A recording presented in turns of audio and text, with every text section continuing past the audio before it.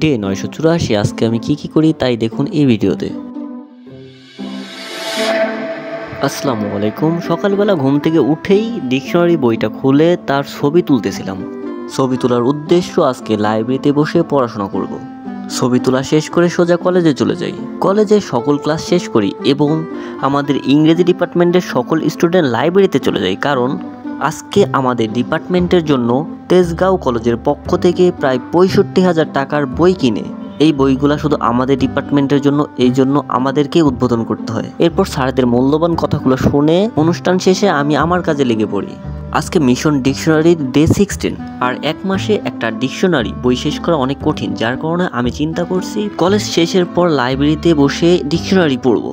এরপর কিছু সময় পড়াশোনা করে একটু বাইরে যাই, তারপর মামার থেকে ঝালমুড়ি কিনলাম। সে অনেক যত্ন সহকারে আমাকে ঝালমুড়ি বানাই দিছে, তাই মামাকে ধন্যবাদ। আজকে এই পর্যন্তই, আল্লাহ হাফেজ।